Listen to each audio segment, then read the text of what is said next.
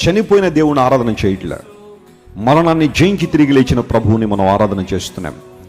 యేసు ప్రభు జీవితం మరణంతో ముగించబడలే. ఒకవేళ ఆయన జీవితం మరణంతో ముగించబడి ఉంటే ప్రపంచంలో చాలామంది వల్లే ఆయన కూడా ఒక మియర్ మ్యాన్గా ఉండిపోయాడేమో, ఒక సామాన్య మనిషిగా ఉండిపోయాడేమో. కానీ యేసుక్రీస్తు ప్రభువారు మరణాన్ని జయించి తిరిగి లేచారు గనుక ప్రపంచ చరిత్రలో ఒక విలక్షణమైన దేవునిగా, విలక్షణమైన మనిషిగా ఆయన మిగిలిపోయారు.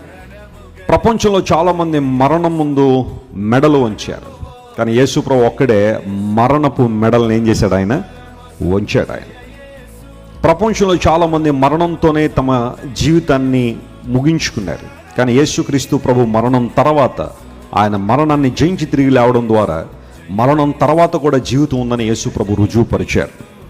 రిజరక్షన్ అనేది ప్రపంచ చరిత్రలో ఒక అపూర్వమైన, అసాధారణమైన సంఘటన. ఓ దేవుని సేవకుడు అంటాడు, ప్రపంచంలో ఏ ఒక్కరూ రాలేనట్టుగా యేసుప్రభు లోకానికి వచ్చారు ఒక కన్యగర్భాన. ఏ ఒక్కరూ వెళ్ళని రీతిలో ఒక ఎంటీ టూమ్ నుంచి యేసుప్రభు బయటకు వచ్చారు. 2 ఇంపాసిబుల్ బ్రాకెట్స్. ప్రపంచంలో ఏ ఒక్కరూ చేయలేని పని, కన్యగర్భాన్ని లోకానికి రావడం, ఖాళీ సమాధి నుండి బయటకు రావడం. ఇది యేసుప్రభు జీవితంలో జరిగిందని ఆ దేవుని సేవకుడు తెలియజేస్తున్నాడు.